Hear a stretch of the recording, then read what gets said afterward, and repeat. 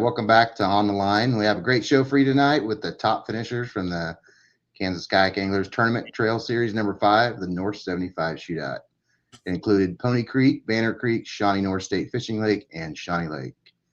Tonight we're breaking down one of the toughest tournaments and with our top finishers. So I'm going to introduce our guests. In third place and a returning guest from last year's North 75 Shootout, CP, how you doing? Hey everyone, yeah, doing good. Like the intro, by the way. Good. Thanks. Yeah, I just made that not too, like the last episode, so I little know, AI help on that one.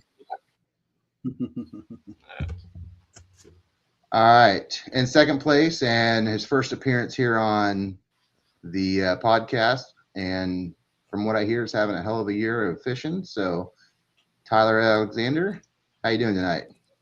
Good. Hey guys, how's everybody doing? Pretty good, pretty good.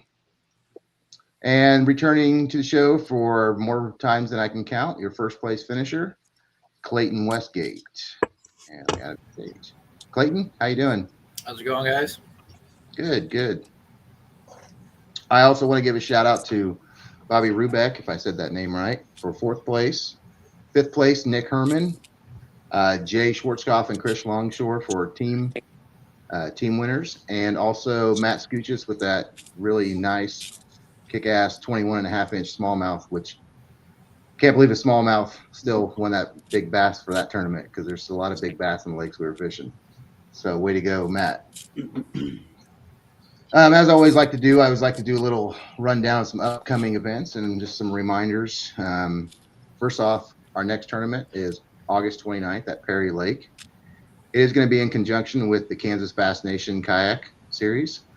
Get your chance to qualify for the national championship, for the Bassmaster Kayak Championship. So if you haven't qualified yet and you want to go down to, let's see, was it South Carolina at Lake Murray, October 14th and 16th, 2026. So you can do both tournaments. If it's your first tournament with the Kansas Kayak Anglers, you don't have to be a member. If you're doing multiple tournaments, Kansas Kayak Anglers, you do have to have a membership.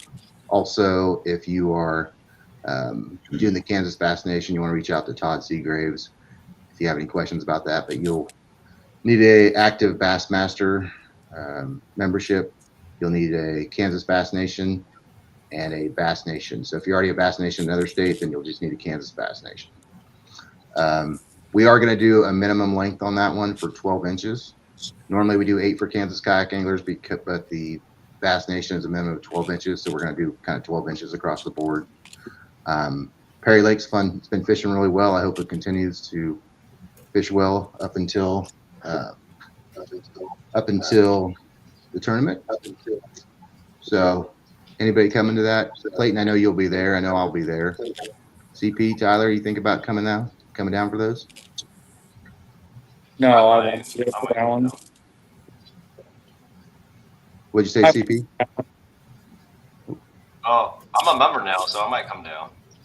Well, you can come down for the Kansas Kayak Anglers, but if you want to do the Bass Nation, you'll have to do the actual Bass Nation for Kansas Bass Nation membership. Oh, I don't know if I'll do the Bass Nation. I really don't want to make the drive to Lake Murray. Yeah, it's a long drive. Confident, I like it. But yeah, you should come down. It'll be fun. It's open to anybody, so yeah. For our local club, the Sunflower Kayak Series, Fishing Series, the Tuesday nighters, they got 2 more tournaments next week at Carbondale Lake and one at the final one at Shawnee North State Lake, and they'll be doing a championship they just announced it today on the September 12th, and then no lake yet. So, anything I missed, Tim? No, I think that sunflower tournament, that multi-species out there, was it Tuesday? Yeah. That Tuesday? There was a bunch of 18-inch smallmouths caught. So, yeah. I went out at Perry. I was out there on Monday and caught a 18.5-inch smallmouth. So. Yep, they're there. So.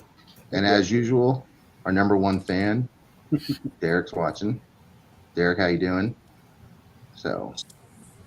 He's our number one fan. We gotta get him a T-shirt or something. All right, Tim, I'll turn it over to you. Yeah, Tyler, I'm going to kind of start with you since you haven't been on before and kind of talk about, some of the stuff like kind of tell us a little bit about yourself and how you kind of got into fishing and, starting in fishing. Yeah, I mean, gosh, I've been fishing since as long as I can remember. When I was little, I'd spend the summers at my grandparents' house while my parents were working, and we had a family cabin about 30 or 40 minutes away, and spent like every weekend down on that thing with my grandpa, and that's kind of where I learned how to fish, and things just took off from there, and got a license and went back there on my own different days of the week, and grew up fishing on that, and then just kind of spent my time just pond hopping, bank fishing the whole time because I didn't have a boat or nothing. And out of high school, I got a job with my uncle, and they had a place at another lake here in town, and they had boats on it. And I spent a lot of time fishing with him and his dad. Kind of did some boat fishing there, and about my daughter, me and her had been fishing since she was little, so I got her in the kayak a couple years ago. But I got into the kayaks around COVID. I mean, just doing the bank fishing thing for years, and I was just looking for a different way to access some of these lakes, and just randomly went and bought a kayak. Just started fun fishing out of that, and then just started looking on social media and found some kayak clubs, and tournament stuff started from there, and just kept going at it, and pretty strong the past couple of years, going at it pretty hard. Met some good people, been some good places, some fun trips, and it's been a blast. That's pretty cool. So, like, when you started out, like, was it just mainly bass, or did you just fish for whatever bit on the bank, or did you Um, focus on bass? we'd always throw a couple catfish lines out, just chicken livers, turkey livers, night crawlers or something, throw them out. And I'd go bass fish for a few hours, come back and check those lines, rebait them, and then go bass fish again. So that's Very kind nice. of what it's been. It's been strictly bass for the most Okay. part. You have some good lakes up there too for some smallmouth, don't you? Not after last week. I went up northern Wisconsin and spent a few days up there with Chad Davidson, Dane Lewis, and Jordan Westerman. Man, those smallmouth are something different up there. I tell you what. Can't wait Yeah, to go back. It was a blast. that's awesome. So, what made you kind of choose the lake that you chose for the 75 shootout? It was the only one I fished, and it was the closest. I mean, Yeah, I've only fished that. I fished it a couple times in the winter, like November, chasing white bass and wipers. Kind of went down there one year because there's nothing else to do, and then last year I fished the tournament, the same tournament last year, and I think I got like fifth, something like that. And that was the first time I fished it in the summer and like strictly targeted bass. And then this year, kind of the same thing. I went down late afternoon on Friday and got a couple hours of pre-fishing in, and then just went after it on tournament day. well, I saw it in person, like you pulling one in after another, and I'm just like, it's like I loaded my kayak up on my trailer. I'm like, I'm going home. Yeah, I caught a lot of fish that day. It was pretty wild, and I mean, my first fish was like a 19 3 minutes in, and then like 10 minutes in I caught an 18. So my first two fish were a 19 and 18, and I was like, can't ask for a better start than that. Yeah. And ended up getting a small limit. And funny story here I'll share with you. Sure. So I got my limit. It was a small limit. There was another angler nearby me, and we were just kind of BSing, and I was taking off a small fish and let it go, and we were just sitting there talking, and all of a sudden my damn rod on the side of my boat, you take your lure off and you throw it over the kayak, Yep. and a fish came up and grabbed it just sitting there. We were BSing and about lost the damn rod in the water and everything, and ended up landing the fish, and it was like a 2-inch upgrade. And so that was pretty wild. I'm like, man, it's like when it's your day, it's your day. Like, Yep. easy things like that happen. And then pretty quickly after that, I cold out 2 more times, and then I was up in I think 3 hours in, I had like 91 inches. maybe less than that. It might have been 2 hours. I think by 8 o'clock I had 91 inches and cold out a few times already. So then, I mean, after that, it was really hard to find a bigger bite. I mean, I had to cull out a 17 and a half at that point, and it took me all day. And then I don't even remember what time it was. 1 o'clock maybe was my next cull that I caught that bumped me from 91 to 93.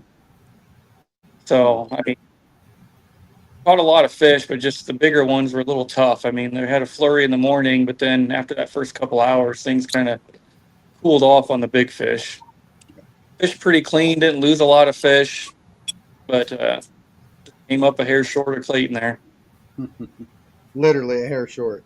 Yeah, I mean, it was. Somebody asked me at the ramp, like, could you have stretched them anymore? And I was like, no, I think I got every bit out of them I could. There was nothing left. You know? And he still had me out kicked anyway, so I needed a half-inch upgrade, you know. So, I mean, there wasn't much I could have done. I mean, I think with an hour left, I had 18 was my smallest, so I needed an 18 and a half. And yeah. I caught a 17 and a half, like a 16.75, a 15 and a half. So I got a couple decent ones in the last hour, but just nothing big enough. Man. So what's your favorite part about kayak fishing? Or kayak tournament fishing, either one? I mean, kayak fishing, just getting out there. It's kind of just peaceful being on your own. Very, you know, I mean, I say simple, but kayaks are pretty advanced with everything you can put on there, but it still is. I mean, it's not like a boat. You're kind of small, compact spot. And, I mean, I've traveled all over and I kind of upgraded my kayak to kind of compete if I wanted to fish against some of these other national tournaments. But, just being out there on the water, it's peaceful, it's kind of relaxing. It's just kind of my place to be, the thing I do. And then along the way, just meeting tons and tons of great people along the way. I mean, shit, me and CP, like you said earlier, we live close to each other, but we didn't know each other before kayak fishing. That's how we met, and just meet people across the country. You know, met some great guys down in Missouri. So when I go down there, we camp together. So there's just a lot of people out there that are just good people. Mm-hmm. And all of them will do anything for you. You know, if you need help with something, no matter what it is, like, I mean, anybody will do something to help you out. And just been a great experience and seen some great places, had some great times, and having a great year this year tournament fishing, and just kind of riding the wave as long as it'll take me. Yeah. Yeah. Good season's a good season. Yeah. I've had some bad ones. I mean, I can't explain it because, I mean, I go out there and I just go fish, you know, like a lot of times I don't get tons of practice in. I may go out 1 or 2 days before, but a lot of these lakes I don't have a ton of experience on. So I'm just kind of going out there and doing it. And you think you're a better like smallmouth fisherman or a largemouth fisherman, or the fisheries are just more in tune with what you fish for? Or say that again? Do you think you're a better like smallmouth fisherman or largemouth fisherman, or just the tournaments in general, or like what you like to fish? Do you think that's it's always been largemouth. I mean, that's kind of been my thing growing up. I mean, there's not a ton of smallmouth fisheries like here locally. I mean, Okoboji and Lewis and Clark would probably be the closest ones. They're like 3.5 hours away, or unless I go down south to Kansas, but still about the same amount of drive. You know, 3.5 hours away to get to something smallmouth. And smallmouth have never been my thing. You know, I've caught them in Wilson Lake and stuff like that, but never really figured them out until last week. I mean, last week when up in Wisconsin, I learned a lot about smallmouth fishing, how they set up, how to catch them. Like, I learned a lot. So it'd be interesting to see if I go do a tournament on a smallmouth fishery to see how that stuff would apply, because I mean, we had a great time up there and caught some big smallmouth. That's awesome. Well, I'm going to just go around the room and ask some questions for everybody. Clayton, we'll start with you, then Tyler, then CP. So, did you have a plan going into the tournament, Clayton?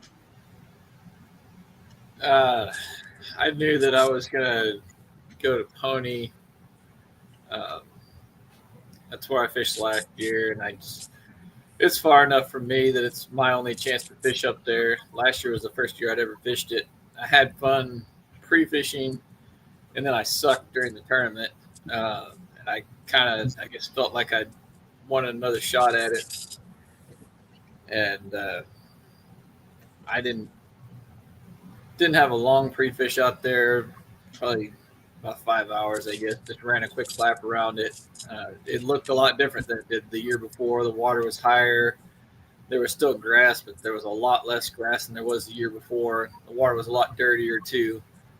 It was fishing a lot more like what I expected the first time I went there. So knowing that we had a big cold front coming in, and then there was going to be a pretty full moon in the morning, I had a feeling it was going to be a kind of catch 'em early deal, and that's what it was for me.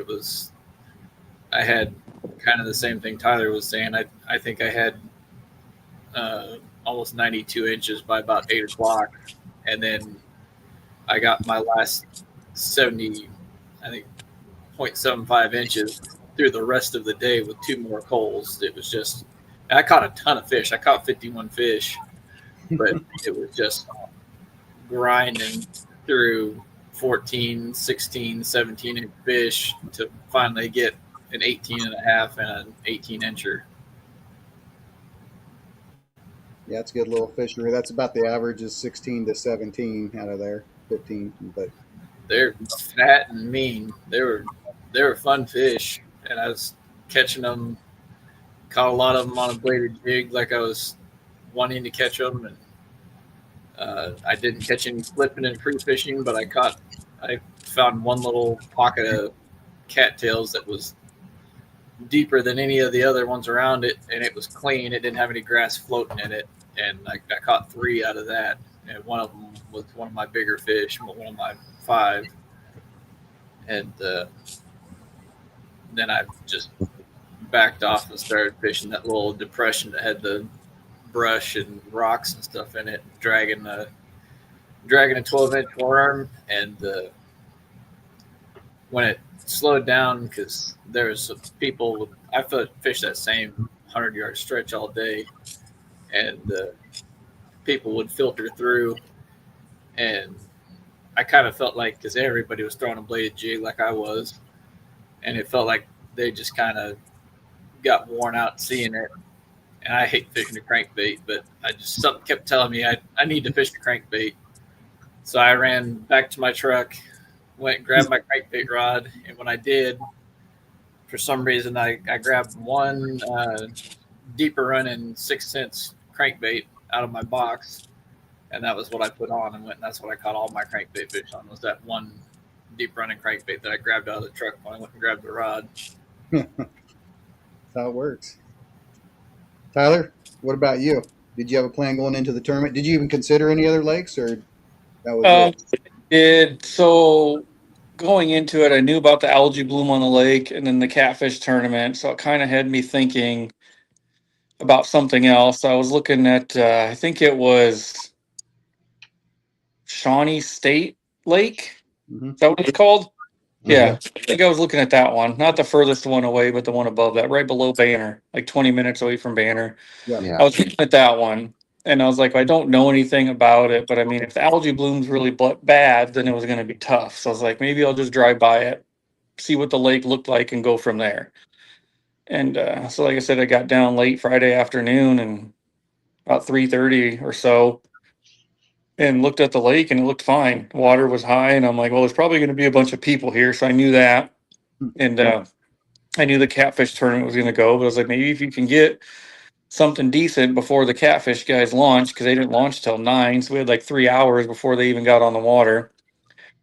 But I went out and pre-fished and fished a few areas, just kind of bounced around, and actually caught a few fish in different spots, and was heading to go fish the area that I fished last year, and kind of seen something on the way, caught a couple fish there, went to where I fished last year and didn't like what it looked, and then kind of went back and looked around where I found something just crossing the lake, and that ended up being my spot that I spent most of my day on.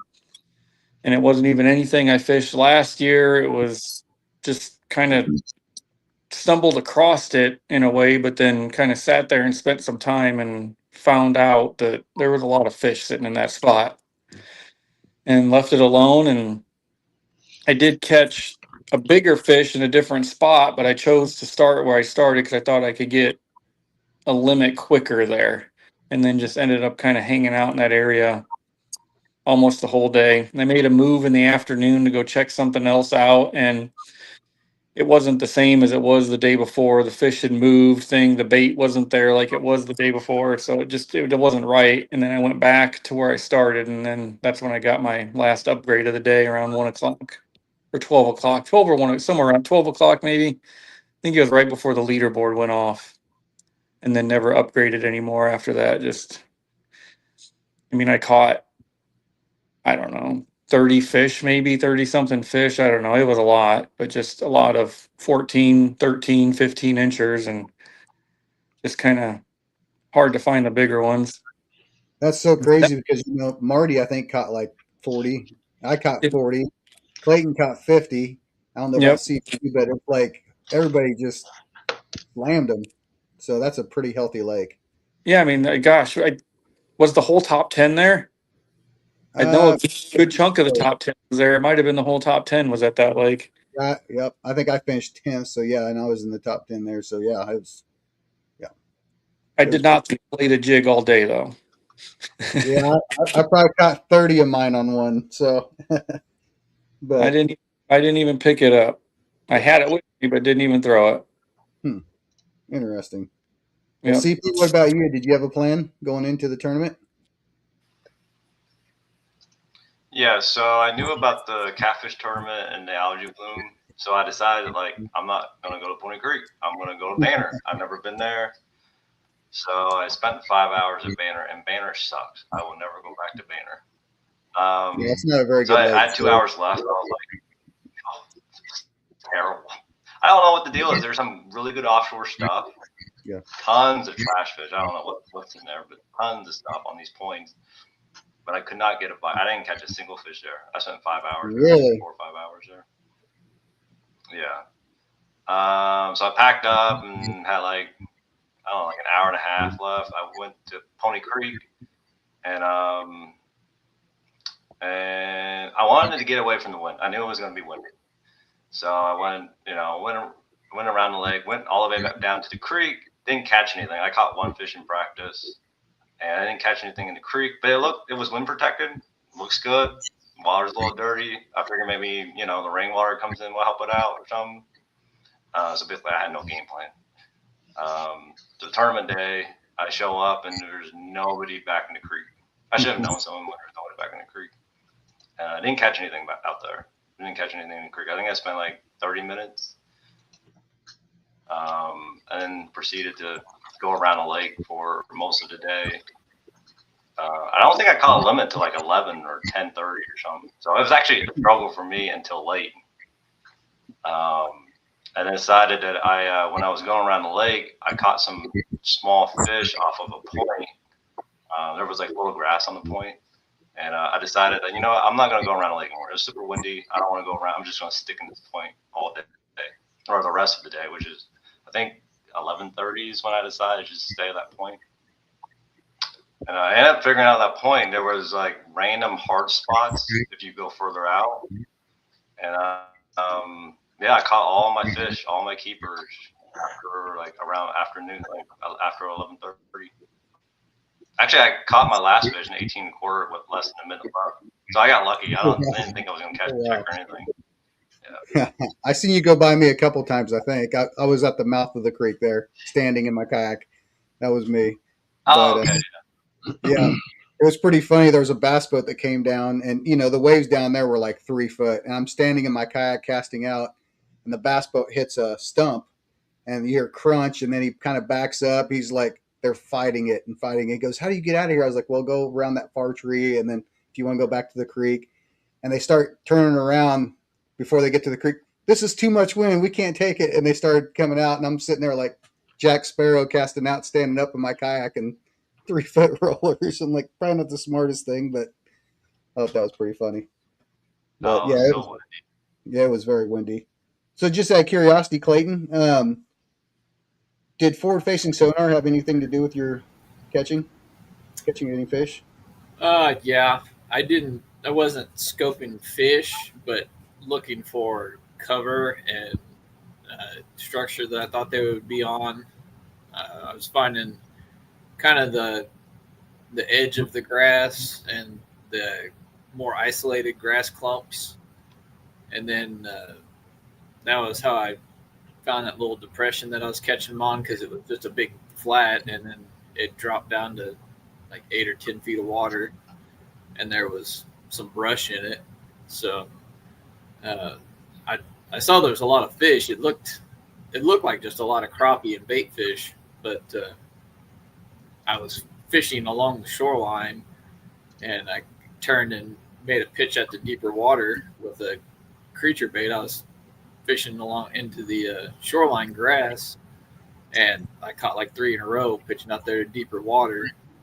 So it was pretty apparent pretty quickly I needed to go out there and check that out a little bit more. And when I did, and I went out there to deeper water where the scope was a little more effective, seeing what I was looking at, and I saw that there was some limbs and some logs, quite a bit of rock out there too, mixed in with all that grass. So that it was pretty useful for that. And then the back side of the point, the fishing the back side of the windblown point, where I caught my biggest and one of my other keepers.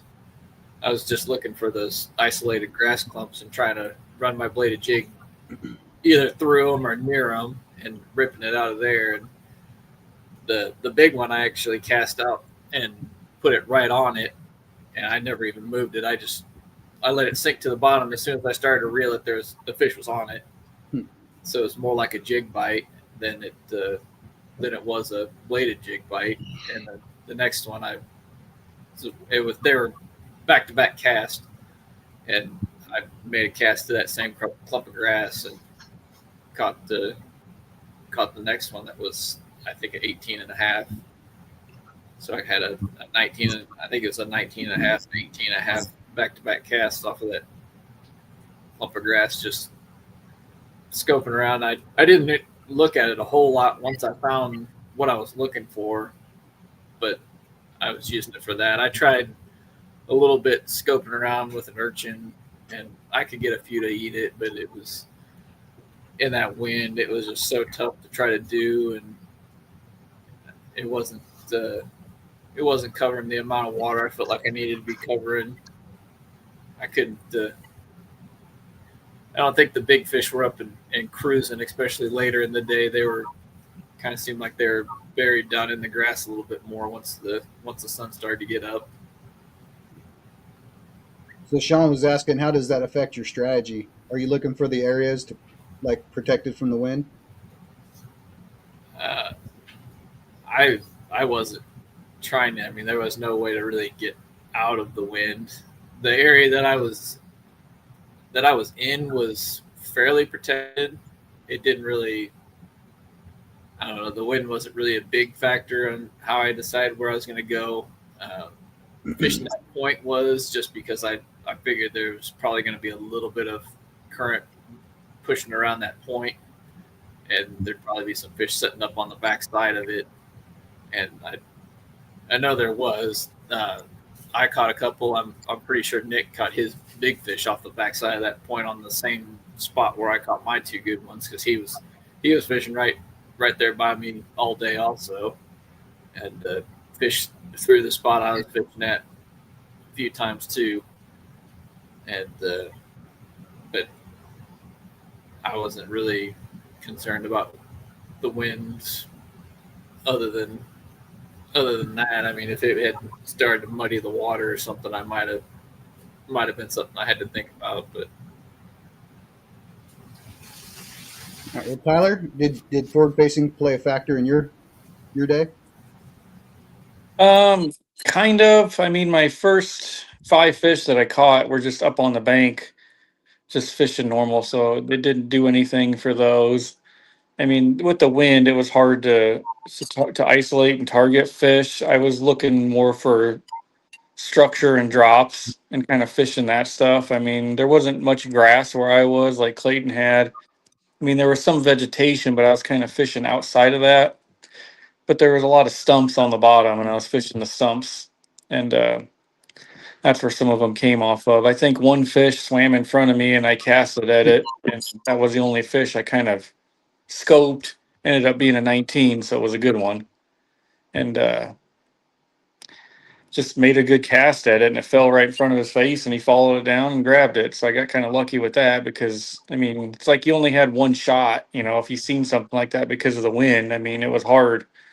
I mean, boat positioning, I don't have spot lock, so I'm just using my foot pedals to position myself, and it's tough in the wind. I mean, you're getting bounced around and blown all over the place, so it's hard to do that. So I was just kind of using it to look for just some sort of change along the bottom and just kind of fishing the bottom the majority of the day. All right. CP? Yeah, so I was using it on and off most of the day. I like starting off shallow, not using it in the morning and stuff. So I would say I probably wasn't looking at it for the most part, but when I got on that point, I did use it. And it was mostly trying to figure out that point. It was kind of a do nothing point. It wasn't anything special about it because it's like, it like slowly slow off. But the further you go out, there was some random, like, I don't really know exactly what it is, but after talking to Tyler, I think there's stumps or something out there that was way further out. And it helped me. It helped me with that. But I think more importantly than anything is decision making. The decision for me to stay on that point was more, was probably the most important factor in my tournament than scoping. So I think decision making is your greatest asset. Regarding if what's the most important thing, scope or instincts. But it was my instinct to just stay in that point and figure it out. And scope did help. But yeah, I did use scope. Very nice. Well, Clayton, let's go back to you. Did everything go as planned, or did you have to adjust throughout the day? Did you have to change baits? Hey, the frog's going to work, then it didn't work, and then switch it up, or? Yeah, it went pretty much as planned. I lost a big fish, like my second cast of the morning. That you never planned for that, but it happens. They ate that bladed jig really well. I was hoping to get a few early, and I'd planned on changing. I started with the solid blue, and then I was going to switch to white, and I just never had to. They just kept eating the blue. But the only real changes I made was when I found that stuff that was off the bank a little further, and I went and grabbed my crankbait rod and rigged up a 12-inch worm and started dragging that through there. And I had planned on bouncing around a little more than I did, but I think just there was so much pressure everywhere. With the wind blowing like it was, and then the catfish guys showing up, I kept getting bites there, and I knew there was good fish because I'd already caught them. So I decided that that's just where I was going to fish, and I sat there and fished for the whole 8 hours. Just sat there, and mainly I spot locked. I had my power pole on. I power pulled down a couple times. I had both going a couple different times where I was backed up to the bank, power pulled down, and then spot locked with my nose out towards deeper water, casting out to deeper water and fishing up shallower, trying to get some different angles to see if I could trigger a bite doing that. And I beat that water to a froth up there, but I haven't made that many casts in a tournament in a long time. I normally slow down and fish. It was nice when I got to pick up that big worm and just drag it later in the day so I could relax a little bit. Yeah. Did anybody hear the catfish guys screaming that they caught some giant, must have been some giant flathead or something, but they started screaming and hooting and hollering, so it must have been a pretty big fish. I think I seen the leaderboard. I think the big fish was like 30 pounds or something like that. Yeah, I thought that was pretty funny. But what about you, Tyler? Did it go as planned, or did you just have to adjust, like you were saying earlier, a little bit? And I mean, I didn't. I mean, before pre-fishing, I didn't know what was going to happen. I was just kind of gonna. I mean, I don't have any running for AOI or anything in the club, so just like go out and fish, and whatever happens, happens.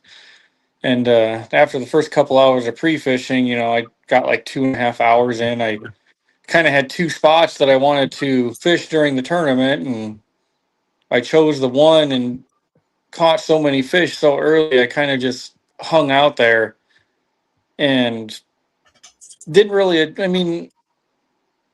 I went to that. I moved spots to try to check it for about 20 minutes, and then I went right back to where I started and finished the day out there. So I didn't want to go searching for anything else because there was a lot of kayaks there. You had some just weekend fishermen there. You had the catfish boats there. So if I knew I left to go check something, I mean, it took a long time to cross the lake with the wind because you had to go slow. So it was just going to burn a lot of time. And I did. I mean, it took me like 20 minutes to get to my other spot. I fished it for like 20 minutes, and then it took me like 20 minutes to get back. So, I mean, it was over an hour of time to do that. I didn't want to go searching for other stuff because someone else could have been on it. I didn't pre-fish. I didn't know if the fish was there. I kind of knew there was fish in my area. There was deep water nearby, and they just kind of kept coming in and out in waves. So I just went back to that and just kind of hung out there and kept picking them off. So, I mean, it worked out. I mean, I knew there was fish there after practice. I knew I could catch some. I didn't know what the limit would be. I mean, I caught a couple decent ones in practice and just was hoping that that could happen again, and it did. So, I mean, it kind of, you hope for the best every tournament, you never know what's going to really happen. And I mean, it worked out well for me. CP, you talked a little bit about you had to change it up a little bit. Yeah, I had no game plan. I had no game plan. I just went fishing. It worked out. I mean, like I said, it was a pretty big drop from second to third, so I didn't think, or where I was at, 88 inches. So I didn't think I was going to catch a check. So got lucky, and then then I go play and just went fishing. And you just figure it out as the day went on. I really wanted to fish the east bank, but the wind was it was just too nasty on that side. Yeah. I crossed the lake. Oh, go ahead. I said when that wind kicked up, it was some rollers coming off, off the lake. Yeah, like in the morning it wasn't so bad, but later it was gnarly over there. I crossed the lake actually, and it was a terrible idea. So yeah, no, I had no game plan. Like I said, my only game plan was that creek. I didn't catch anything practice off that creek, but it was wind protected.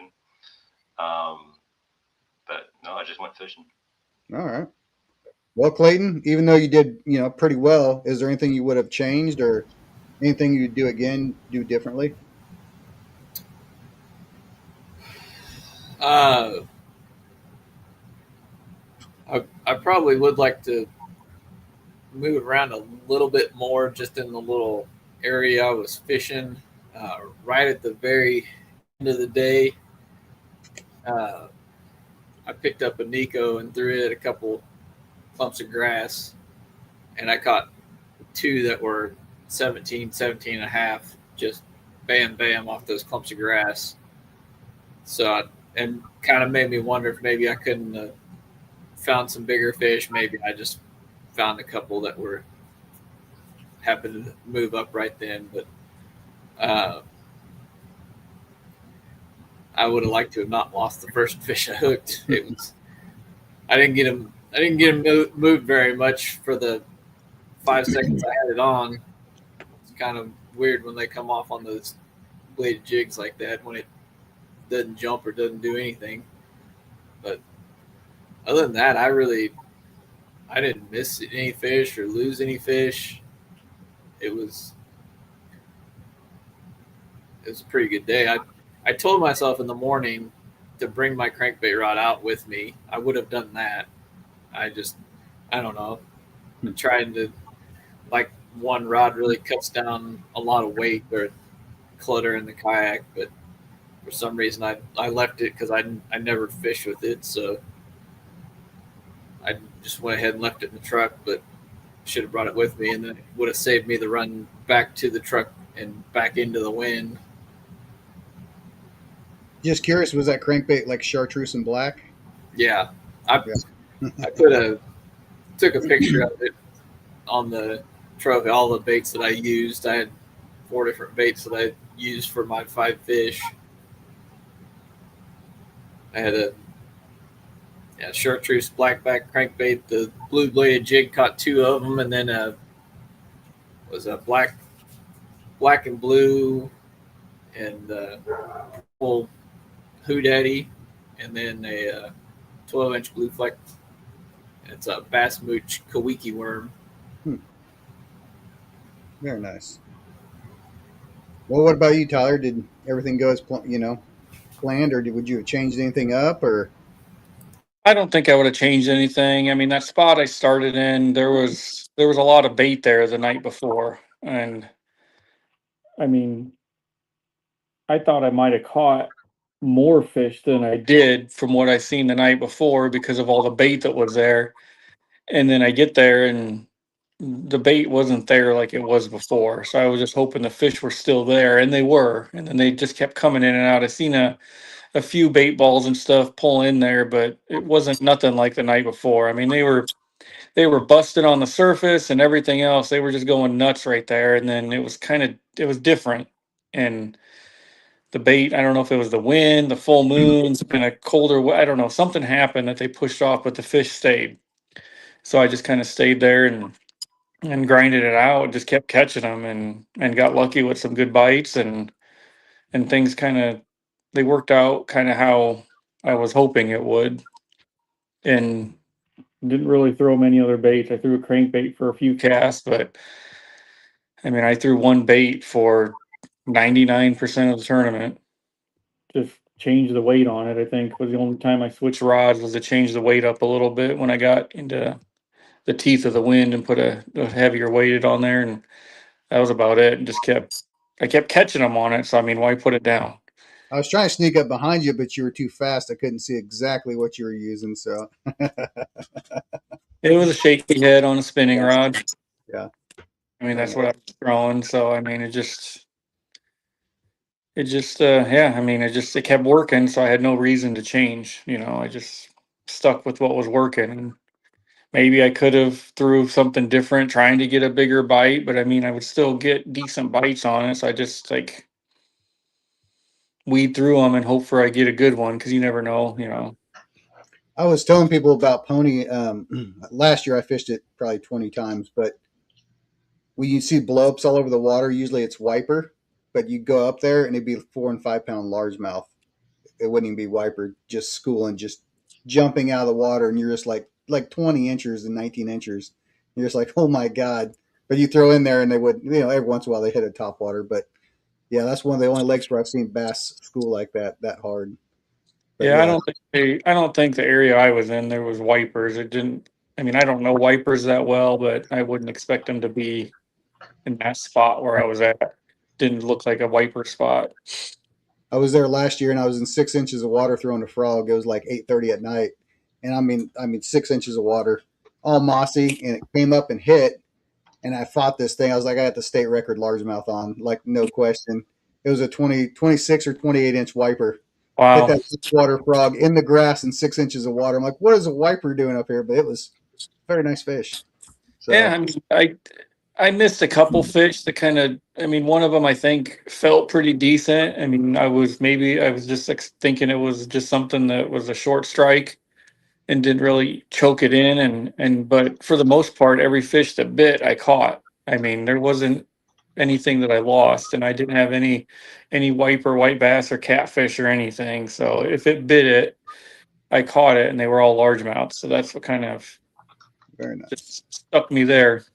Well, I can say if you boys come out to Perry Lake, be prepared for the drum fest, because every other fish is a drum at that lake. So you'll really enjoy. You're like, this is a 4-pound smallmouth, and it's a 5-pound drum.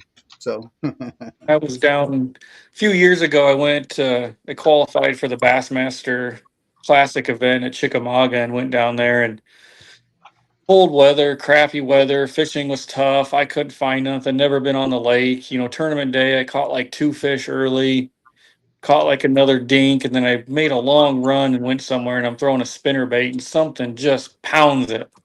And I'm like, oh shit, I got, 6 or 7 pounder on here. It comes up and it was like a 26.5 inch drum.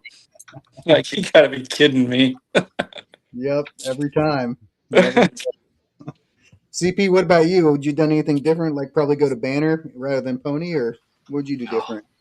I'll never go banner again. I wish I had more time on that point because I figure out really late, Yeah. I don't know if I could have moved up anymore, but I just ran out of time. And I wish I had like a heavy spinner bait or a heavier chatter bait. I could run it through those hard spots that I was talking about. But other than that, I think I needed more time. Just on that point, I just ran out of time. Okay. Last question. I'll hand it over to Tony. Clayton, was there any fun, weird, or exciting stories for the day?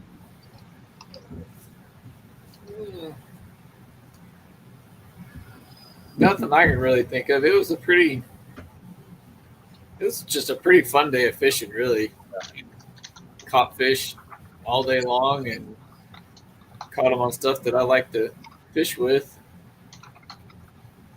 There was didn't have anything crazy happen to me. I guess in pre-fishing on Friday I went to Banner and I caught the same 18-inch fish twice, about 4 hours apart, off of the same spot. I caught it on top water the first time, and I caught it on Nico rig the second time. I caught like 90 inches off of that one spot, but it was that spot, and I caught one 17.5 incher the rest of the way around the lake and a couple little dinks, and that was all I could catch out there. The wind was blowing pretty hard, and I knew it was supposed to blow harder the next day, and I wasn't interested in messing with it out there with that much wind blowing as much as I thought about trying to avoid the crowd. Yeah. Tyler, anything weird or exciting happen? Just that one story I told earlier where I caught a fish and threw my bait over the side of the kayak and just dangling there, and the wind was blowing me along, and something came up and grabbed it. And so, I mean, you don't expect that. That doesn't happen often, but I mean, it did. So it was pretty wild. And then my first fish of the day, I'm pretty sure it was the same fish that I caught the day before. Same spot, same bait, same everything. I mean, I caught it there and threw it on the board really quick, and it was like just a hair short of 19, and I let it go. And then I'd say it was probably like the fourth or fifth cast I made, and it was about the same spot and got it to touch 19. So I'm pretty sure it was the same fish I caught the day before. So, I mean, that's, I was like, well, that worked out well. I mean, that's a great start to get that fish right off the bat in a tournament. Yeah, for sure. I'll never get that lucky, unfortunately. Yeah, I've done it a couple times. I mean, Wilson Lake a couple years ago. It might have been when you guys co-hosted with Six one year, and we fished it. And I fished an area and caught like a 16.75-inch largemouth. Went and fished around for hours. Came back later in the day, caught the same fish again. I'm like, okay. And it had a very distinct tail and color to it, so I knew it was the same fish. And I went tournament day, went back to that same area and got to that spot again and caught it again. So I caught the same fish on the same bait 3 times in 2 days. Was that a smallie or a largemouth? It was a largemouth. Yeah. Sure wouldn't. Smallmouth there the same. That's crazy. Yeah. Spotted, like a big spotted. Those things are a lot more aggressive. Yeah.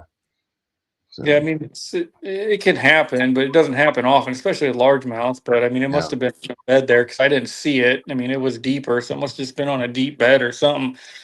But it does happen. And I know a couple times this year in a few tournaments we've had guys have caught the same fish in the same day on a tournament, and that's just kind of a bummer when that happens. But it does happen, unfortunately.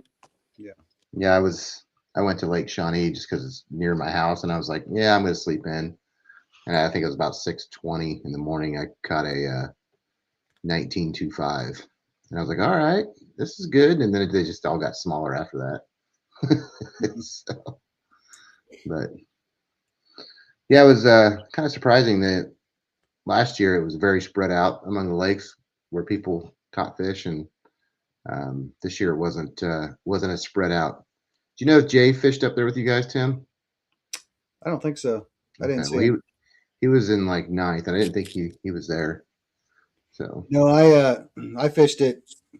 Banner's my home lake, and it's actually when it's on, it's pretty phenomenal lake. It's got a variety of smallmouth and largemouth in it. But I fished Pony on Thursday and had like right at 90 inches. So I was like, and it was on fire. I was like, well, it's not going to be on fire the morning of the tournament, but it was on fire still on Saturday. So yeah, it's pretty amazing lake.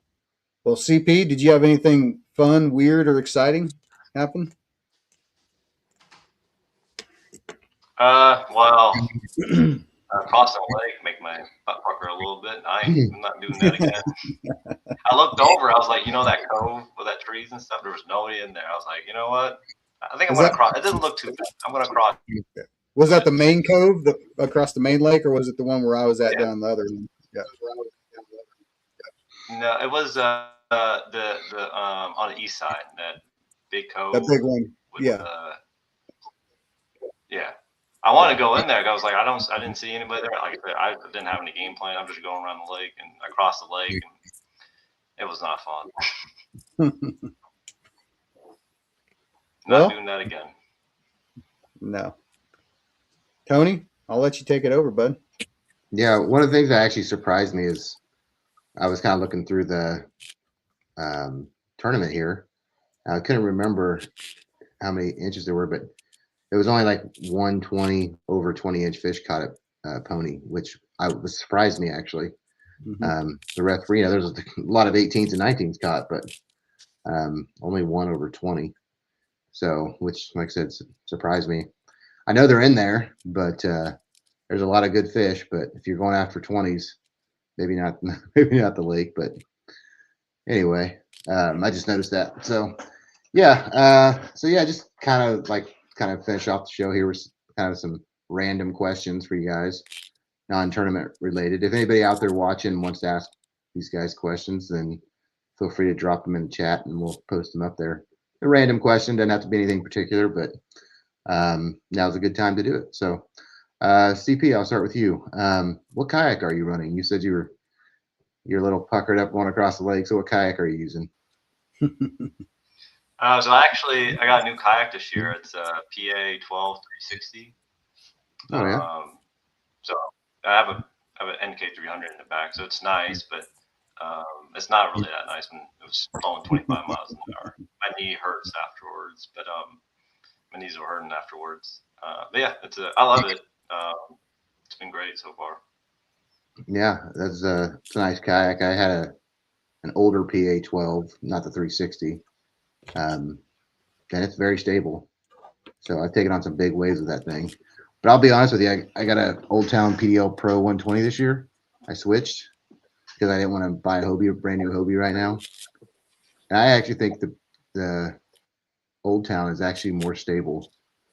Less room, and it's not without its faults, but I was taking 4-foot waves in that thing and I didn't even feel unsafe. It was crazy.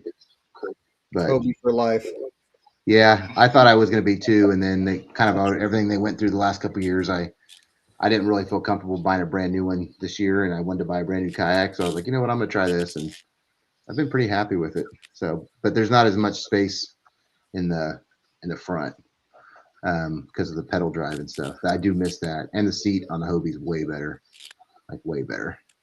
So, Tyler, what kayak are you running? What setup you running?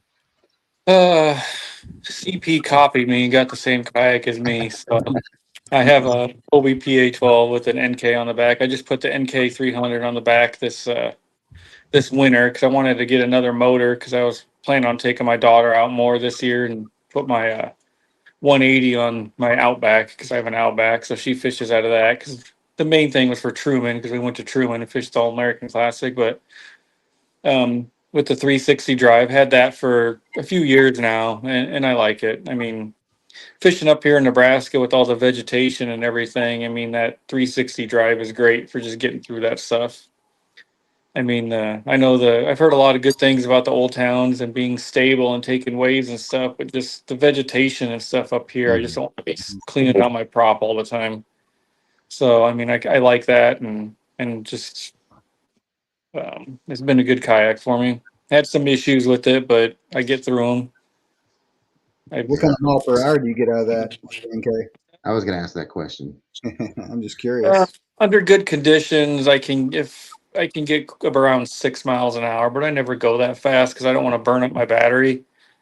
So I usually go like 70% will get me around 5.5 miles an hour, and that's pretty good right there. So That actually surprised. it's 5 to 5.5, just depending on wind and everything else. That actually surprised me a little bit because I think the Hobies are faster, and I just bought Tim's NK300 and put it on the back of my, because I was having issues with my XI3, and I got mine up to 6.5 on my Old Town. I was pedaling with it to kind of break some of that tension up, and I was like, "Oh, this is ridiculous. This is too fast." But Yeah. it was pretty good condition, and I was like, but yeah, 100% if I'm not pedaling or anything with my pedal drive in and all that resistance, I can get about 5.9. So, which would still surprised the hell out of me. It's funny because I don't. I found out. So I mean, I put a lot of the weight of my stuff in the back. You know, I thought just keeping it so it's not top heavy and stuff. But there was one time I was going and I kind of leaned forward up to touch my graph, and it sunk the nose in the water a little bit, and I started going faster. So I think I could probably get a little more speed out of it if I distribute the weight, maybe put some more weight in the nose. But I don't have a trailer, so I don't want weight in the nose because I put it on the wheels and drag it out. And some of these ramps are not very fun, so that's why I keep a lot of the weight out of the nose and put it in the back around the wheels because it distributes it easier for loading and unloading for me. Yeah, I will say that when I got that speed, I didn't have it loaded down like tournament day loaded down because I was just testing it out, and I was like, if I flip this thing, I don't want to have everything I own on it. So, Yeah. But yeah, it's pretty comparable though. It sounds like. Yeah. But yeah, I don't know if I like. I want to get the Garmin is my goal, but that'll have to wait a little while. So just because it's got the spot lock too. So. Clayton, what about you? I think everybody knows what you're running, but yeah, I got the Old Town Sportsman 120, same one I've had for 5 years now. Still thinking about upgrading? Still saving for it. It's a process. Are you still thinking about a PDL Pro, or are you thinking about something else? I'm still playing on the PDL Pro. I kind of like that Bonafide that they just came out with. The 140p. Yeah, it's so much though. I think you need it though. I've seen your kayak. It'd be a lot easier to put my kid on there when I put both the boys out and have Lake and the other kayak and put Finn, and it'd be a lot easier to put him on that. But then again, if I had 3 kayaks, I wouldn't have to put a kid in a kayak. But, you could put like 18 rods on that kayak. Yeah. But then I'll try, and I don't need to. Clayton, you know that's all lies about saving up money. You could probably afford a brand new bass boat with the money you've taken from just Tony and I in tournaments. Yeah.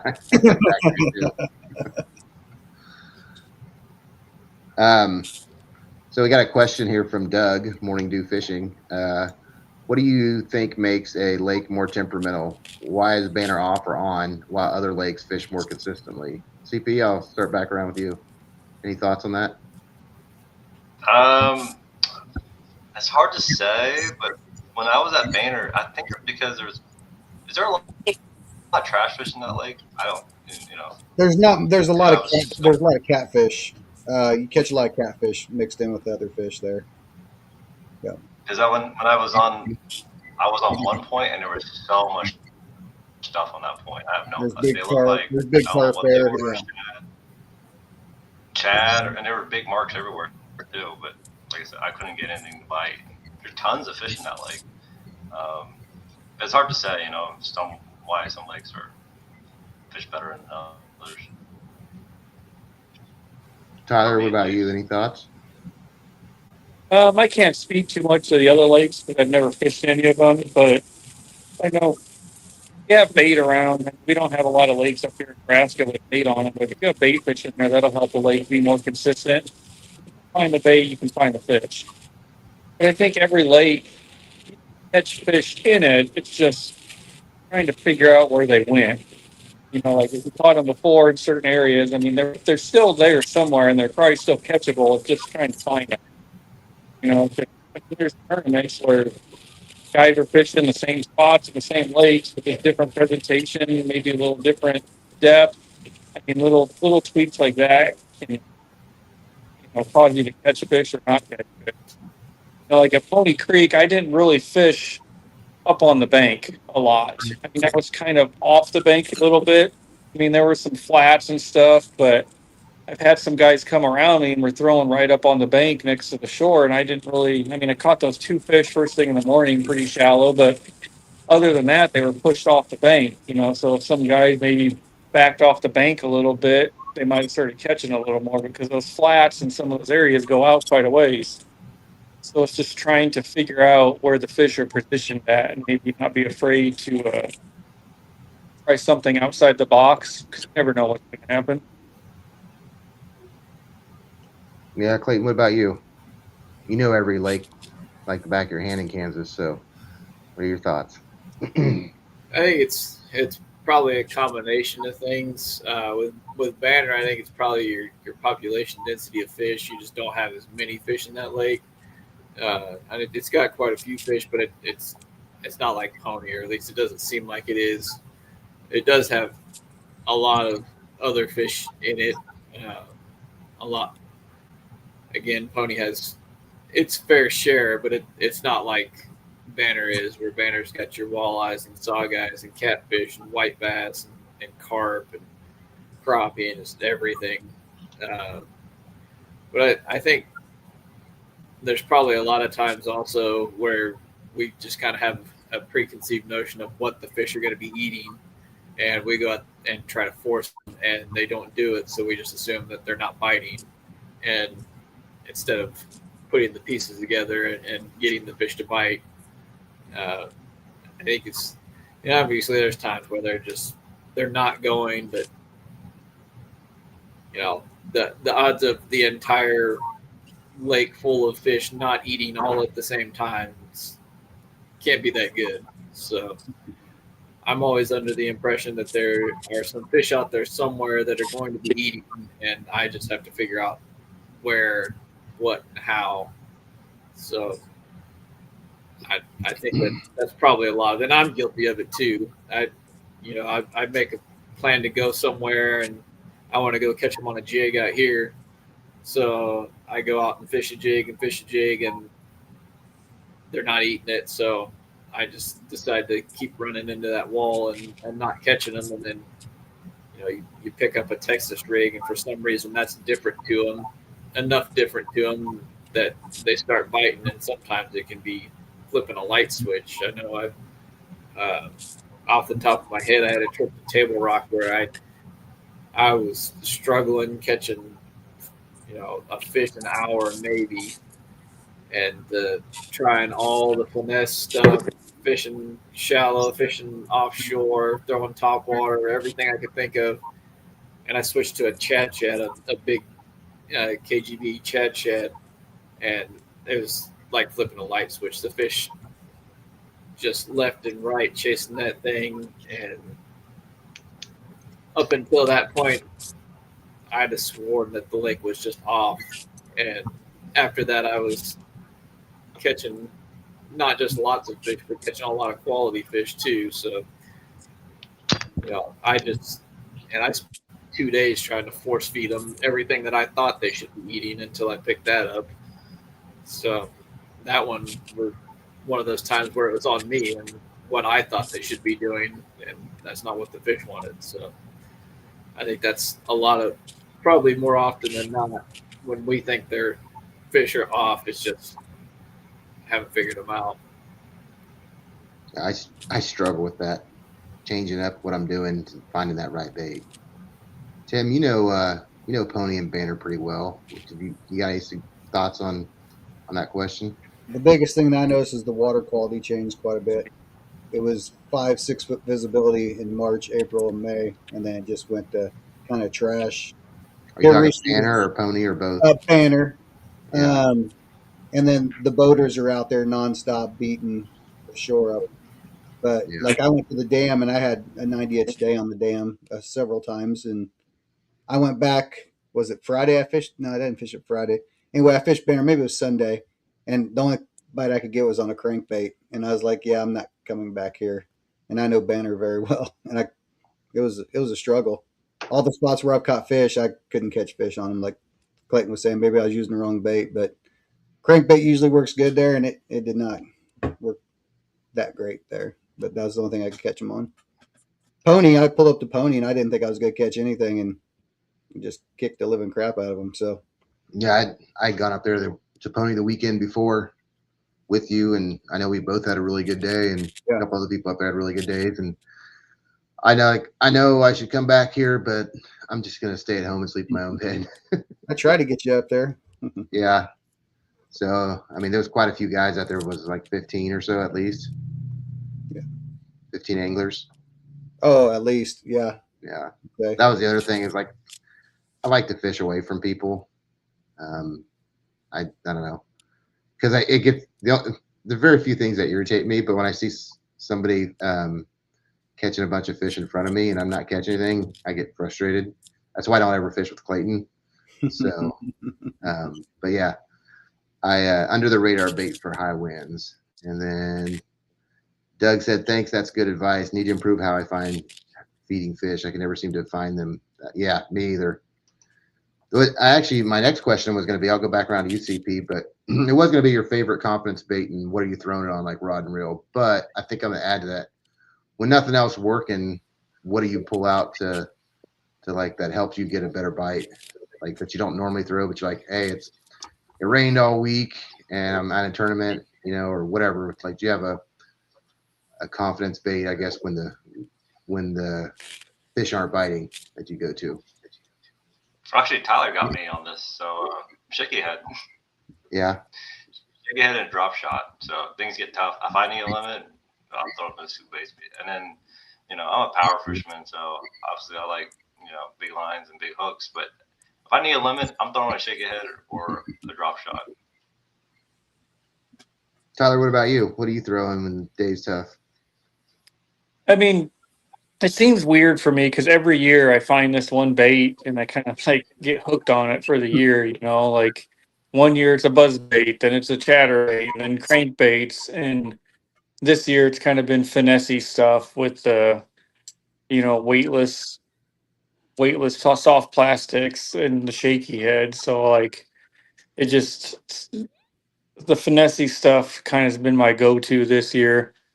And haven't really been power fishing a ton, but maybe, just kind of slowing down a little bit and moving my way offshore some more has kind of been my thing this year. Hey, Tyler, what's your go-to weight on that shaky head? Or is it just water? What water you're fishing? I throw lighter ones. I'll just say that. Okay. No, sounds good. I'll leave it at that. Yeah, you don't have to give it all away. No. There's, a lot of guys. Yeah, it's on the lighter side than what people may think. You can tell us after the show. Yeah. And then we'll sell it for it's okay.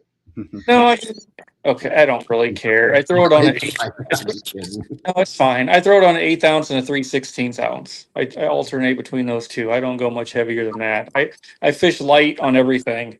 My chatterbaits are all 3/8 ounce. I mean, everything I throw is on the lighter side. I don't like throwing heavy stuff. I don't know why. I mean, everything, jigs, Texas rig. I mean, everything's on the lighter side than what's considered the norm. And that's just the way I've always been. And I think part of the reason for that is just growing up, I always fish shallower, smaller lakes. So why do I need to throw a heavy weight on when I'm throwing in 4, 5, 6 foot of water? I don't need to Mhm. throw stuff. I just got used to throwing the lighter stuff. And I just kind of adapted to that, and that's kind of my confidence. But it's not as easy as people think to try to replicate someone else's patterns. Like I can tell you what I'm throwing, but someone else can tie it on, and they're like, "Why did I catch nothing on it?" I mean, there's presentations and everything else that play a big factor in this stuff. So just trying to match somebody else's tactics may not work for you. I mean, you have to find what you feel comfortable with, what you feel good throwing, and kind of work that. Because I've been tournaments where I've been struggling, especially like out of state tournaments, the national level. And I'm like, you hear rumors of people catching them on this stuff, and you run to the tackle shop and you buy the same thing and you go out there and throw it. And you're like, well, this thing sucks. I can't catch nothing on it. But, I mean, you just gotta learn these baits and spend the time throwing them and put the time on the water and learn how the fish will react and what you get bites on and different presentations, because you can have one single bait, but you can work it multiple different ways, and each different way will trigger a bite, and that's what you kind of have to figure out. Yeah, I always told my kids, they're like, try something, and they're like, a day later, like, I don't know how to do this. This sucks. I quit. And I'm like, 10,000 Yeah. hours, kids. Like, nobody's like that good without practice, and you got to put the time in. But maybe not Yeah. 10,000 hours, but you know what I mean. Got to put in the Yeah. time. You do have to kind of grind through it a little bit, but then like click, then it's like, okay, then the fish start showing up more frequently once you kind of figure it out. But when you get on a lake and the fish are biting and you're on a good bite, I mean, you can kind of experiment with things, and kind of try different things, and then it'll help you adapt and try and maybe put some more fish in the boat down the road for you.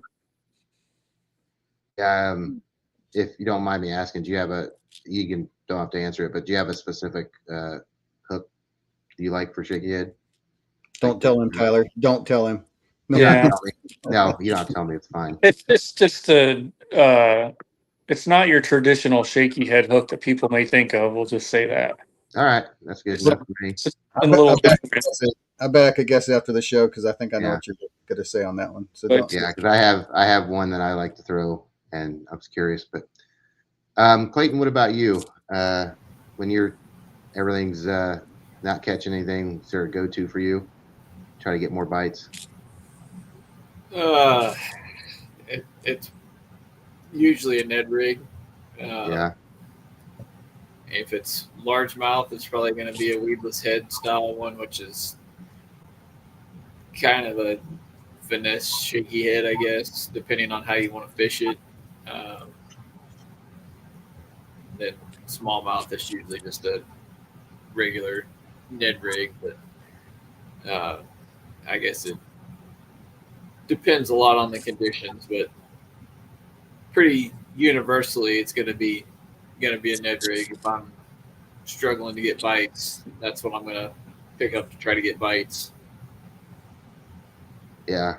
I like the Ned rig myself. I got into kind of like you, Tyler. I kind of get into something it's been sticking, but I was down at 10 Killer and Lake 10 Killer for the actual championship a couple years ago, and got a piece of advice to try a finesse jig, and like I don't know, it's like 15 minutes into the the national championship. It was my first year doing tournaments, and I was at the national championship. I didn't even know where. Like I was like, I don't care. I'm just having fun. This is like I don't expect to do anything. And my first fish was like a 19 and a half on a finesse jig, and ever since then I've been hooked, pun intended. So And it's just like I said, just finding your thing, because you hear a lot of people talk about eco rigs and Ned rigs. I don't know if I've ever caught a fish on a Ned rig. I don't throw it. I've Yeah. tried an eco rig. I've caught some fish on an eco rig, but I don't throw it. Like no. certain baits just work, and kind of like spend the time to figure it out. I try to. I mean, shit. There's tournaments I take 8 or 10 rods and I throw like 2 or 3 of them. I don't even know why I take so many. That's every But tournament for me. yeah, it's like you bring all these thinking, oh, maybe this and this and this, and you're kind of throwing the same handful of things. But you know, just finding something that adapts and works for you is your thing. 'Cause everybody's different. Everybody fishes different. Their style's different. So kind of getting too wrapped up in too many different baits and too many styles could be hurting you. Yeah. And Have you guys? I've really tried to simplify things for me this year. I mean, over the winter I took half the tackle out of my crate. I mean, I still feel like I carry a ton of it, Hmm. but a lot of it's the same stuff, just maybe in different colors. But I mean, I took half of my tackle out of my crate for this year and really condensed down on the stuff so I don't like think I have to keep changing and trying other stuff. I just really tried to simplify it, and maybe that's kind of what's helped me with the success this year is kind of sticking with those handful of things and working. Back to basics, man. Yeah. I Have you did. tried the micro or the mini Evo from Tackle Warehouse, their exclusive one? You were talking about 3/8 size.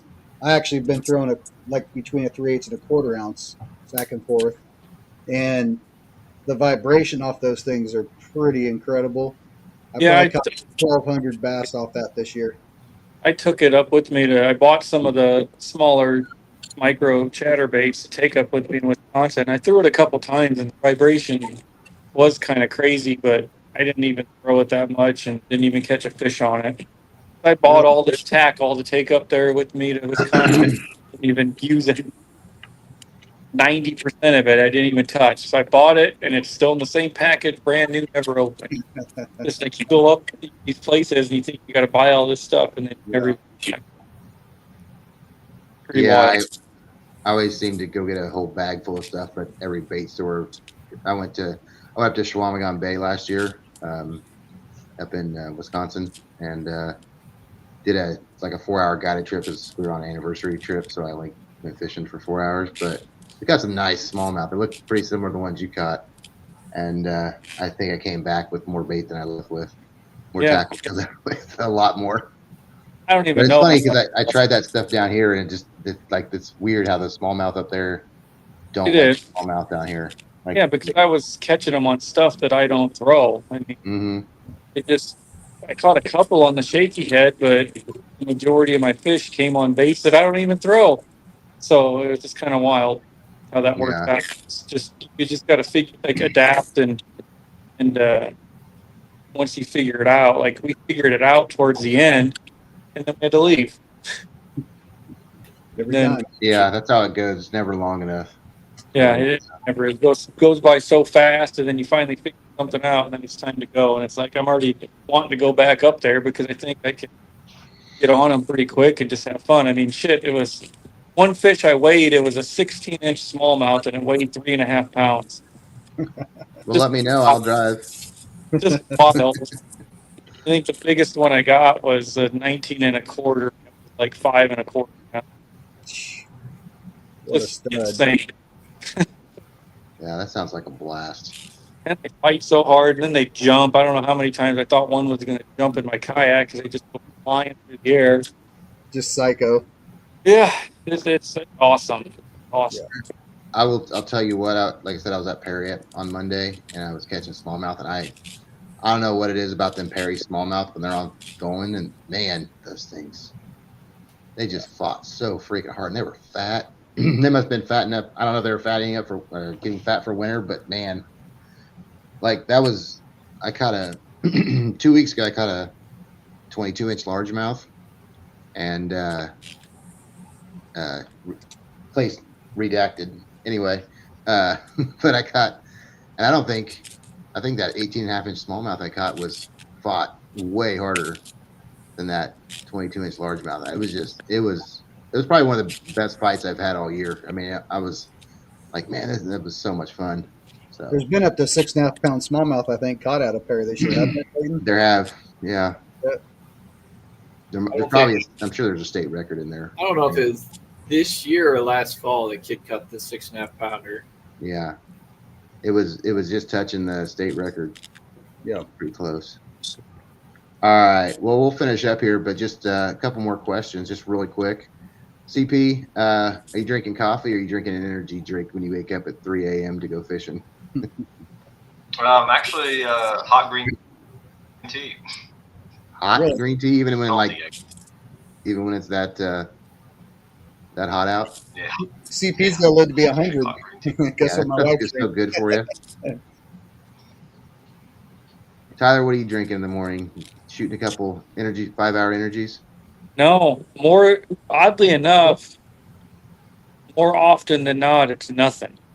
Maybe a couple drinks of water from a water bottle that I had sitting over from the day before that I left in the cup holder. But every once in a while, I'll stop and maybe get if it's cold, I'll get like a coffee or a cappuccino, like something hot to drink. But in the summertime, maybe every once in a while, a cold brew coffee.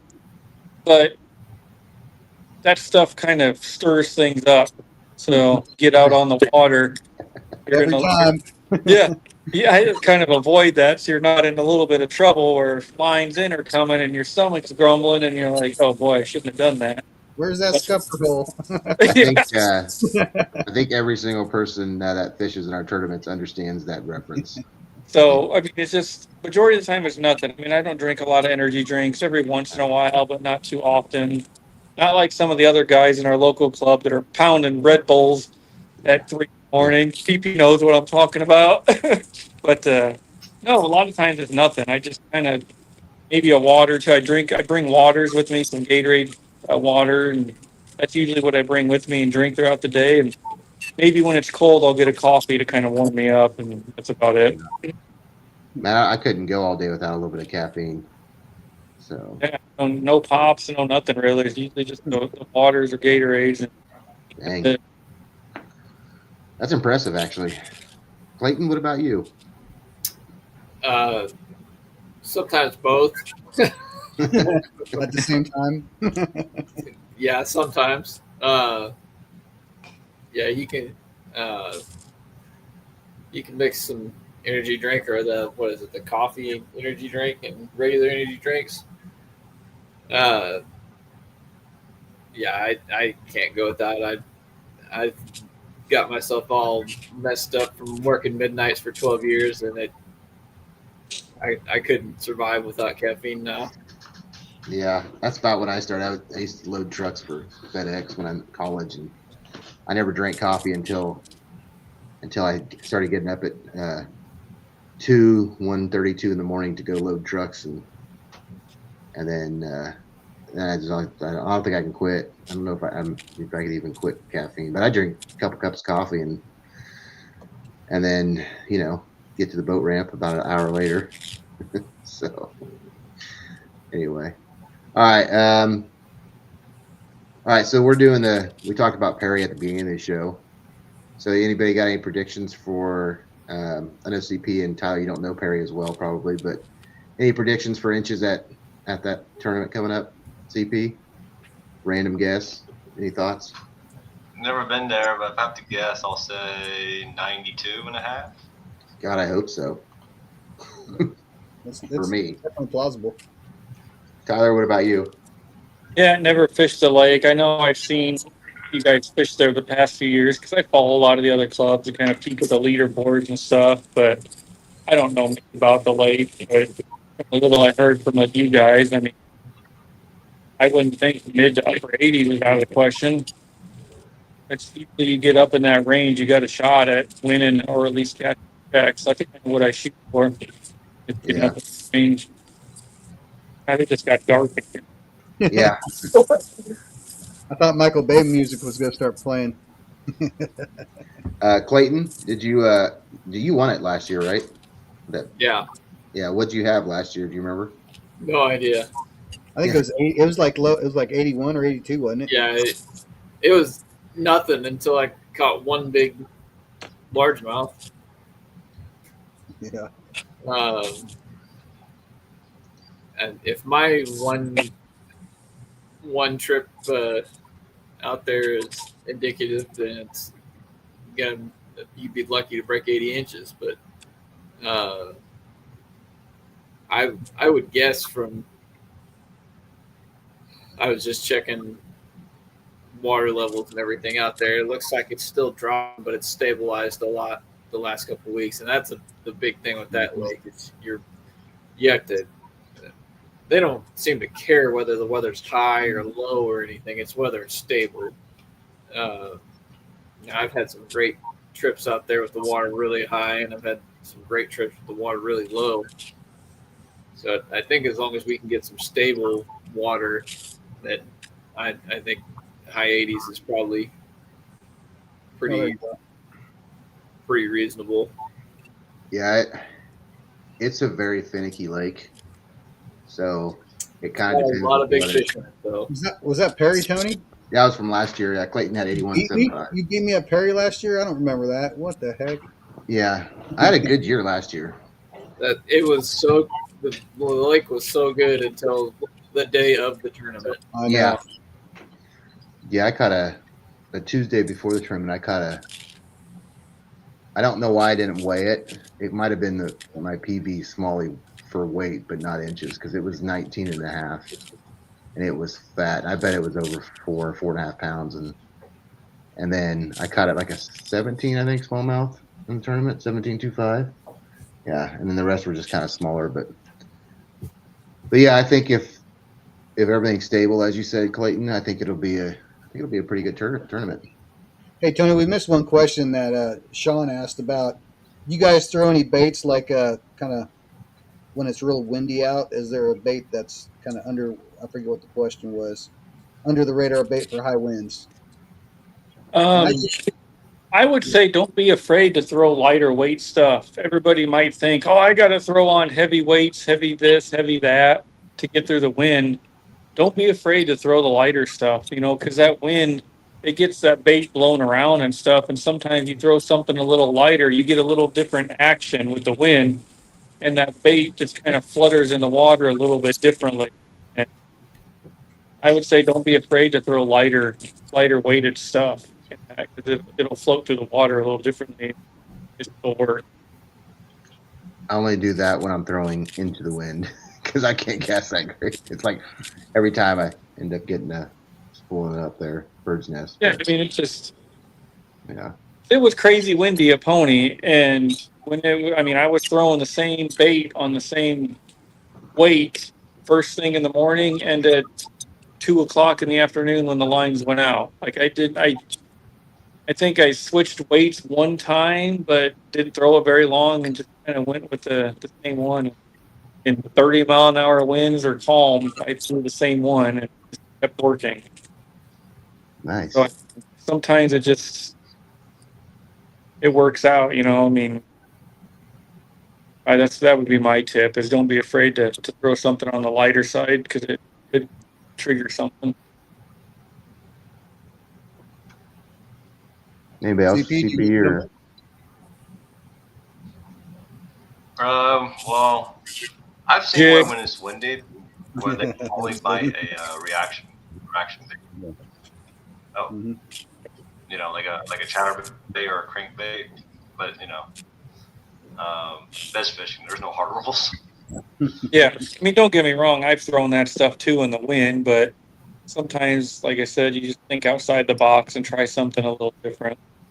And that's kind of what I was thinking at Pony, because I mean, we're in the Midwest. I mean, everybody throws chatterbaits and crankbaits. Not that they don't work, but sometimes doing something a little outside the box may trigger you some bites. And there's a tournament at Pony every other weekend, so they know every bait. Yeah, they gotta be those fish gotta be somewhat dumb fish because they just bite. You know what I mean? It's an old bait, but I like to throw a lipless crankbait in that grass on the windiest bank there in the grass, and lipless crankbaits still work pretty damn well. So, Clayton, what about you? I was gonna say the same thing Tyler said. I was throwing a weightless worm around during the tournament, and I caught several fish on it. Nothing that mattered, but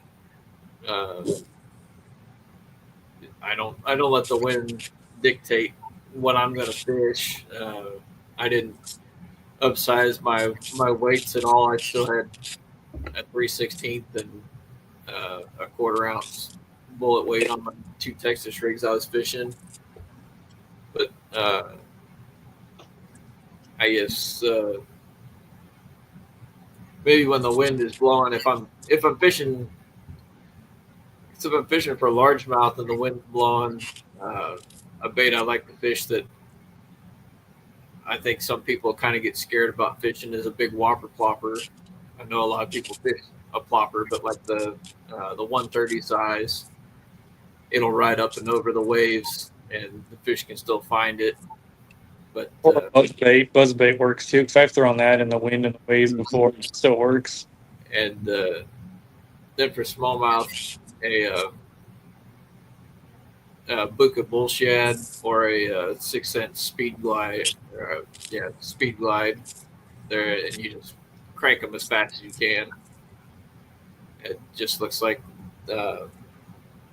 pretty much the same places you throw a spinnerbait for smallmouth, the shallow flat points or wind-blown banks. Those shad get up there and they skim right below the surface, trying to use the waves to hide from the fish a little bit. And yeah, I've had some really nice smallmouth enough to take the rod away from me doing that. Doesn't work so well for largemouth, but it'll get some good bites from smallmouth.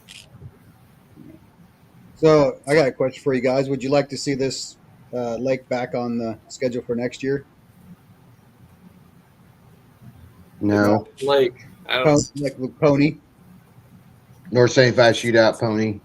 Well, I'm thinking the other thing that I was thinking about, Tony. Well, I wasn't going to say it okay. because it was yours. That's not. Well, me. it's just an idea. Yeah, you're welcome to say it. Yeah. Well, my theory is Mound City versus Pony Creek. You can choose either lake because they're both pretty similar. North versus south. Yep. Yeah, but that sounds too. Well, being the Kansas Kayak Anglers, we're gonna kind of not name it that, but yeah, we're gonna keep it on the down low. But yeah, Mound City fishes pretty much like Pony. It's got some monsters in it, so that'd be a hard decision which one to go to. And they're both like, well, they're very 3 hours similar apart. lakes and like layouts, in my opinion. Like, Yeah, there's some. have giants. you guys ever, CP or Tyler, have you ever been to Mound City? I have not.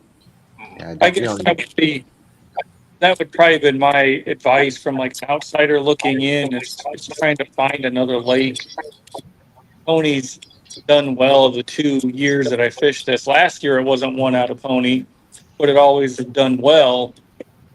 But then you get too many people there. It's just going to be too crowded. You'd have to try to maybe find something to spread people out a little bit, because it doesn't. I mean, Banner seems really hit and miss. And lakes I don't know much about, but those 2 lakes haven't really been brought up much. So I think it'd be a pretty good matchup. What do you think, Clayton? You know both lakes. Either one could win it. I know I can catch 100 inches on a mound. I don't know if I could do that with Pony. I haven't done it enough times. I also know that the mound can be really tough. Because it's just like Pony, it gets tons of pressure. It'd be interesting. And you'd be committed because it's 3 hours. I think that would definitely be one that you could see a change if you did it multiple times. You would see one lake win one year and one lake win another year, and you definitely see. Well, I would guess you would more often than not see the big fish come from mound, but I would say it depends on the time of year, because last year you guys had this tournament earlier in the spring, and I bet you I seen over 100 inch of fish on beds that I could catch. So I know there's big ones in there, and I think you can get in the upper 90s at Pony Creek, but I mean, maybe time of the year might determine that too, because late in the afternoon last year, I came across some fish that were just monster, and a lot of them. I just couldn't get them to bite. I caught one of them, and it was like a 19 and a quarter, 19 and a half, But other than that, I couldn't. I mean, there was probably 10 or 12 other ones that I seen that were the same size or bigger, and just couldn't catch them. Yeah, and I think Being up on you know, bed, it's spooky. being that they're so far apart, like I mean, it's almost directly, not directly, but pretty much directly south, 3 hours, right? So, like, you know what, Pony could get a huge thunderstorm that day, and it could be sunshine and rainbows down at Mound or vice versa, right? So it's a pretty big. Oh, nice. That'd be kind of an exciting matchup. But they're very similar setup. I would call, you could call it either way, but like Mound City's the Pony Creek of the south, or Pony Creek's the Mound City of the north. You know what I mean? We would just have to get pizza and gas money for the awards if you were going to do that. Yeah, we would just do it online. We'll probably do it online. That's what we did for the State Lake Roadrunner. We just got online on here on the podcast at 7:00 at that night, and we announced the winners. So there's no award ceremony. The only way we could do it if like one of the KK admin was up there and the other one was down south, and we just all like did it like a video stream or something. That could work. Yeah. So anyway, just an idea. Yeah, I don't know what we would call it. The battle of the something. I don't know. Battle of the Big Bass. MC versus PC. What's that? MC versus PC. Yeah. Yeah, that's not bad. I kind of like that. Yeah, it'd be interesting. I don't know of any other lake that you could put on there that would have the same big fish turnout that those Yeah. would. Bone Creek, maybe. How about Bone Creek versus Pony Creek? No, I think Mound, but much better. Yeah, I know. I'm doing I don't know Omaha, if Nebraska Roadrunner. What's that? I'm doing Omaha, Nebraska Roadrunner. Yeah, Well, we thought about going out of state next year. Just not yeah. sure. Tell us a good lake in Nebraska. We'll add that to it, and then we'll just have the Mound City Pony or Yeah. or CP knows there's a couple lakes up here where upper 90s, around 100 inches. It's very, very feasible. yeah. Very nice. Well, Tony, you want to kind of start wrapping it up, and then you guys stay on the line. We want to talk to you for a minute after the show, and Yeah. You got CP? You got any sponsors or thank yous to any family members or any social media? Well, I do have one sponsor. It's mostly like a joke. I don't get paid or anything like that. It's just a running joke between me and Marty. But I'm on his pro staff. I get free pay. I don't only throw Nico. But, so shout out to Marty. All right. Tyler, what about you? Any shout outs? Thanks. Shout out to Mr. B Lure Company. I've been with him for a couple years now. Spinner baits, bladed jigs, regular jigs, buzz baits. Been using his stuff for a while now. Eco Fishing Shop, I'm working with them this year. So we got a good supply of kayaks and accessories down there. And then Little Miami Outfitters. Guy makes some great rods out of Ohio. Met him a couple years ago. Me and Marty went up to Pennsylvania for the Susky, and we met him through there, and he makes a really good rod. Really high quality, good rod at a decent price. So Clayton, what about you? I know you've got a few. Mine are all the same. Still, got Bahia sunglasses, Eco Fishing, Kistler, myself, the CNC Custom Baits, my YouTube channel, BlueBasser86. If you want to go watch how I catch the fish for these tournaments, they're nothing special, but I don't edit anything out. It's all there. Thank my wife and kids for being behind me the whole way. It's not always easy when I'm out of town. So, Well, they're getting older, so they're actually really physically on the water behind you, catching more fish than you, aren't they? yeah. your son's gonna be a menace on the water, man. We're gonna be scared of him when he comes up. He beat me out of the back of the boat at Melbourne this weekend. So, not real sure what to think about that. How old is he? 12. He My followed- daughter's 19, and I got her out on the kayak. And she was 2 fish away from getting a top 10 at the All-American Classic in Truman. And she had a good one hooked on day one that she lost, would have probably put her in the top 3 after day one, and then had probably 4 or 5, 11.5 to 11.75 inches on day 2. So she was 1 fish short of her limit both days, and she still ended up in like 22nd place, I think. Heck yeah. It's crazy, like just how young and they pick it up pretty quick. But I guess we've been fishing our whole life, so they learn. We're shortening the learning curve for them, but it's kind of cool to see that. Yeah, he followed me around on the last, I guess it's the last Tuesday nighter that he fished with me and caught the biggest fish of the night and had his limit in 30 minutes. And I didn't catch my limit until 2 minutes before the end of the night. He was just kind of following me around, cheering me on to catch my fish. So that was different. He was catching fish and coaling behind me. Dad, if you throw it at this angle, you'll catch him more. That's what I was doing. Shut up. You make him fish behind You're you? grounded. Come on.